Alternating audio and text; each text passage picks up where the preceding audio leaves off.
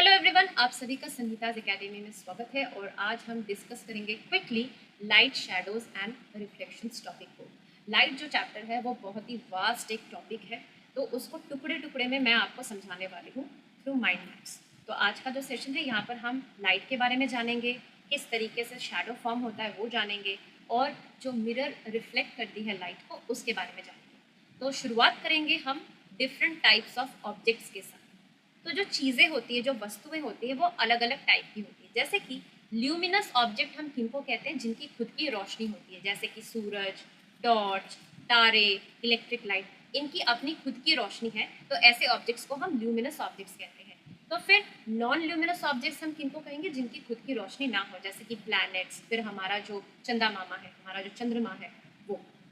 और हम क्या कर सकते हैं कि जो ट्रांसपेरेंसी है उसके बेसिस पे भी जो ऑब्जेक्ट्स है वो अलग अलग है। जैसे कि जो ओपेक ऑब्जेक्ट्स है वो लाइट को अपने थ्रू पास होने नहीं देते हैं, जिस वजह से उनकी परछाई बनती है। तो कुछ एग्जांपल्स क्या हो गए, आयरन रॉड, वुडन बॉक्स, हमारे हाथ, ठीक है, मतलब हमारी फुल बॉडी, ठीक है। नेक्स्ट आते हैं ट्रांसपेरेंट ऑब्जेक्ट्स। ये ऐसे वस्तुएं हैं जो लाइट को आर पार जाने देती है, so it allows light to pass through it completely, जिस वजह से हम इनकी परछाई नहीं देखते। जैसे कि कांच हो गया, पानी हो गया, एयर हो गया, ये सभी ट्रांसपेरेंट चीज़ें हैं। ट्रांसलूसेंट चीज़ें क्या करती हैं, ये लाइट को पार्शियली पास करने देती है। तो इसके एग्जांपल्स क्या हो गए, बटर पेपर, ट्रेसिंग पेपर। अब जो लाइट है, लाइट के वजह से ही हम चीज़ों को देख पाते हैं। तो किसी भी चीज़ को देखने के लिए लाइट की प्रेजेंस क्यों ज़रूरत है, क्योंकि जो लाइट सोर्स है, लाइट सोर्स से क्या होता है, लाइट रे उस वस्तु पर पड़ती है, उस ऑब्जेक्ट पर पड़ती है, और वहाँ से रिफ्लेक्ट होकर जो लाइट रे हमारे आंखों में एंटर करती है, तब हम उस ऑब्जेक्ट को देख पाते हैं। तो फिर किस तरीके से शैडो फॉर्म होता है उसका हमें पता होना चाहिए। हमने अभी क्या पढ़ा कि जो ओपेक ऑब्जेक्ट्स होते हैं वो शैडो फॉर्म करते हैं। तो शैडो फॉर्म करने के लिए क्या क्या चाहिए, सबसे पहले एक लाइट सोर्स होना चाहिए, एक ओपेक ऑब्जेक्ट होना चाहिए, और एक स्क्रीन होना चाहिए जिस पर शैडो फॉर्म होगी, ठीक है। स्क्रीन के बिना हम शैडो को बनते हुए नहीं देख सकते। तो जो शैडो होता है ये एक डार्क पैच होता है जो कि लाइट सोर्स के ऑपोजिट बनता है, यानी कि किसी भी ओपेक ऑब्जेक्ट के पीछे बनेगा शैडो, और लाइट सोर्स जहाँ पे होगा उसके ऑपोजिट डायरेक्शन में शैडो हमेशा बनती है। तो ओपेक ऑब्जेक्ट्स क्यों शैडो बनाते हैं, क्योंकि ये लाइट को, जो लाइट के रेस है उसको अपने से पास करने नहीं देते, जिस वजह से शैडो बनती है। और जो शैडो है उसको हम सिर्फ स्क्रीन पे ही देख सकते हैं। तो ये जो शैडो फॉर्मेशन है, इसी से रिलेटेड जो दो चीज़ें आती है वो है सूर्य ग्रहण और चंद्र ग्रहण। यहाँ से बहुत बार क्वेश्चन पूछा गया है। तो सोलर एक्लिप्स कब होता है, तो सोलर एक्लिप्स में सबसे पहले हम समझ लेते हैं सन, मून और अर्थ का पोजीशन क्या है। तो जो मून होता है वो सन और अर्थ के बीच में होता है सूर्य ग्रहण के दौरान। अब सूर्य ग्रहण क्यों होता है, ये इसलिए होता है क्योंकि जो मून की परछाई है वो अर्थ पर पड़ती है। कैसे, सन से जो रेज आ रही है, लाइट रेज आ रही है, वो मून के आर पार नहीं जा पा रही है, जिस वजह से क्या हो रहा है कि मून का जो शैडो है वो अर्थ पर पड़ रहा है।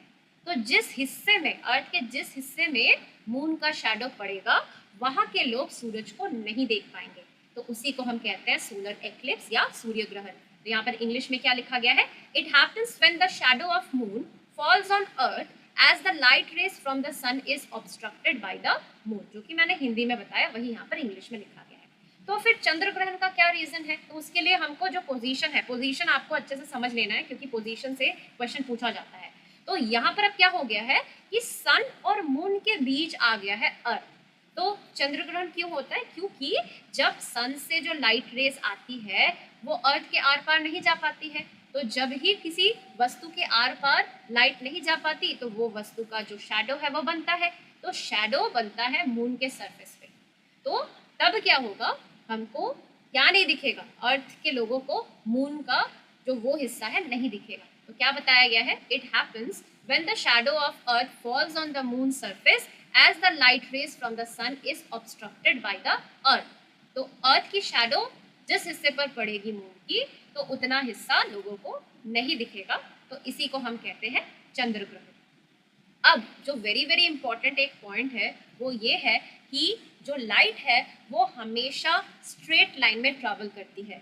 इसी को कहा जाता है रेक्टिलिनियर प्रोपगेशन ऑफ लाइट। सो ये जो बात है कि लाइट हमेशा सीधे लाइन में ही चलती है, इसको प्रूफ कैसे किया जा सकता है? तो यहाँ पर हम क्या करेंगे, एक मोमबत्ती जलाएंगे और एक हम ऐसा स्ट्रेट हॉलो रॉड लेंगे और जो मोमबत्ती की लौ है, जो फ्लेम है, वहाँ पर ऐसे हम उसको देखने की कोशिश करेंगे। तो क्योंकि ये एक स्ट्रेट रॉड है तो हमको मोमबत्ती का जो फ्लेम है वो दिखेगा। अब अगर हम इसी रॉड को थोड़ा सा बेंड कर दें और हम देखने की कोशिश करें तो हमको अब और जो मोमबत्ती का फ्लेम है वो नहीं दिखेगा। तो यही चीज़ प्रूफ करती है कि light travels in a straight line और रेक्टिलिनियर प्रोपगेशन ऑफ लाइट। इसी का जो सिंपल एप्लीकेशन है वो है पिन होल कैमरा। तो पिन होल कैमरा क्या है कि ये प्रूफ करता है कि जो लाइट है वो स्ट्रेट लाइन में ट्रैवल करती है, उसी का ये एप्लीकेशन है। पिन होल कैमरा हमेशा रियल और उल्टा इमेज बनाता है और हमेशा जो ऑब्जेक्ट होता है उससे छोटा इमेज बनता है पिन होल कैमरा में। अब इसके दो चीज़ हमको ध्यान में रखने हैं कि जो इमेज की साइज है वो कब बढ़ती है और कब घटती है।